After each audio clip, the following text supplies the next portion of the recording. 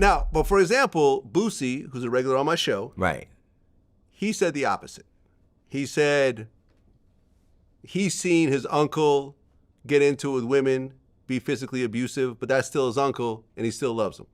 You know, he said like, you know, women like to take this high and mighty stance, but they're like, he's like, how many girls have girlfriends that are out there, you know, scamming, ripping guys off, you know, jumping from guy to guy, cheating or whatever, but that's still their bestie. You know what I'm saying? So his thing is like, friendship should surpass that.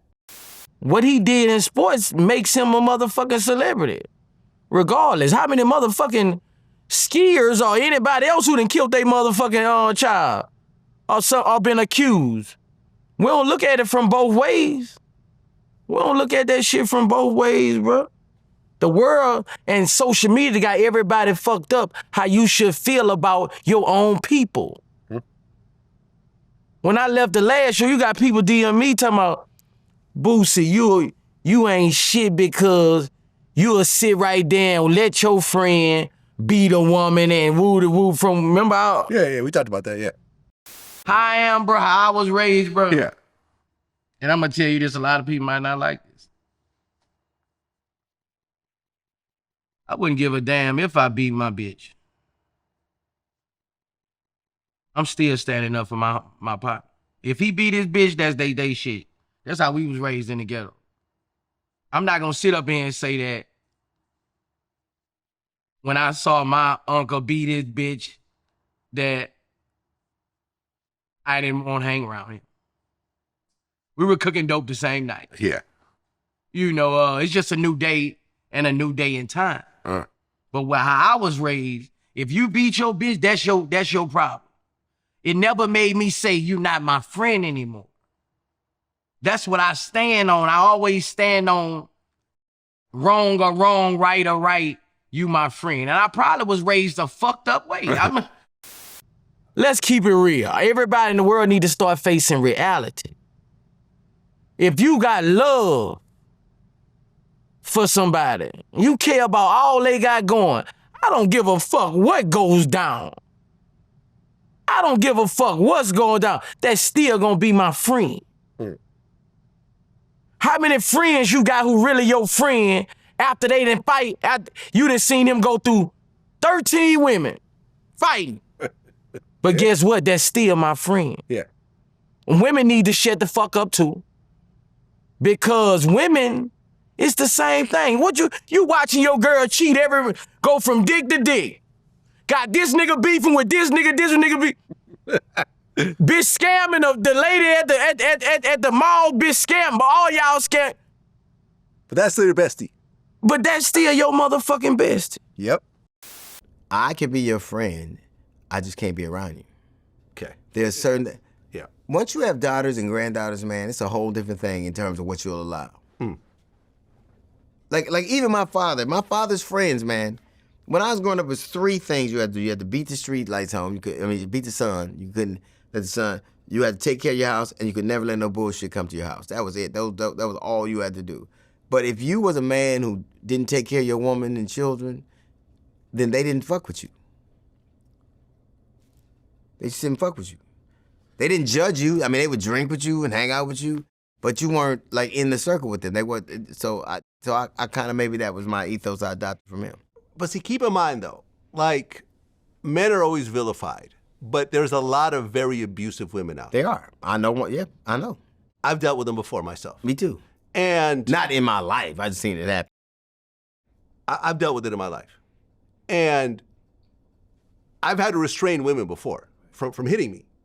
But let these women tell it, I'm the bad guy, I'm the abuser. You know what I'm saying? And men will always be viewed as the bad guy, not knowing that they might have gotten punched 3-4 times in the face before they had to actually. Listen, I know those situations. Let me just be clear for me. There are things. I remember I talked to my therapist about this. He said that roughly 20% of abusive relationships are the woman. I have no doubt about that. Now, the 80% are the men. I get it. It's the majority. For me. But 20% is still a big-ass number considering how many relationships are out there. It's shit you can't do to people around me. You could do whatever you want to do. I'm not in your business. it's certain things you can't do to people around me. And if you do it around me, I'm going to say something.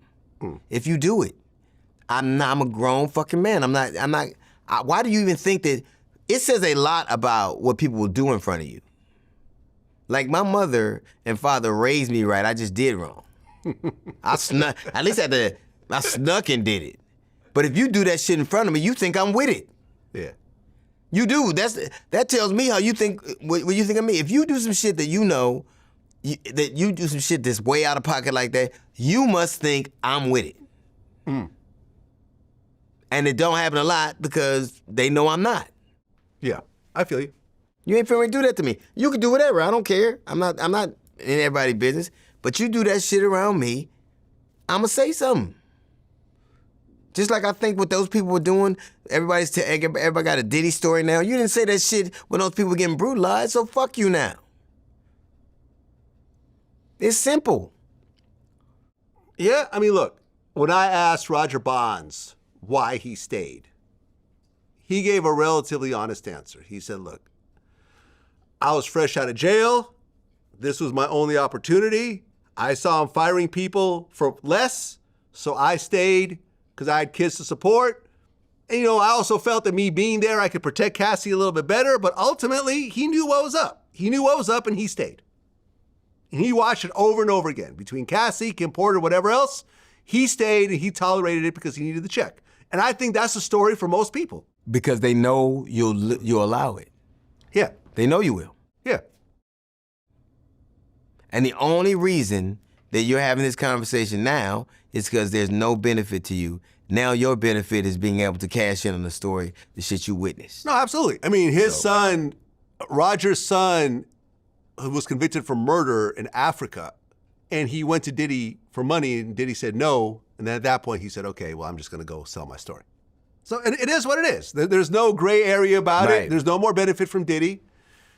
And from Diddy's point of view, he's probably like, listen, I just can't keep paying everyone off to keep quiet. So y'all just run with it, whatever you're going to run with, and I'll have my legal team deal with it. And look, like, who said this? I think it was Ari Spears said it, that when it comes to the mega rich, they get away with everything except for murder.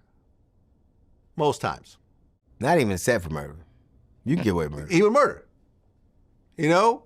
That rich dude Harvey Weinstein was a bit of an exception. But look how many times it took him. Oh, yeah. He's been doing it for decades. Yeah, so I really do think, I don't want to countenance the, shit, and you're discerning, you're old enough now, you get the lay of the land. I'm not saying you can't be surprised you have all the answers, but you could tell what is what. Hey, nigga, this is out of pocket. Yeah. You're not doing this around me. Yeah. Stop. Yeah, or, I feel you. Yeah, I'm not. And so, but the only reason anybody does anything is because they think they can do it around you. True. Yeah, and usually when they get caught, it's because of them doing it over and over and over. People rarely get caught the first time. Usually get away with it. Or the first 30 times. They'll get caught 50 times. Yeah, but eventually, the more you do it, you increase your chances. And then there'll be a floodgate of people that'll come out. Yeah, I feel you. Yeah.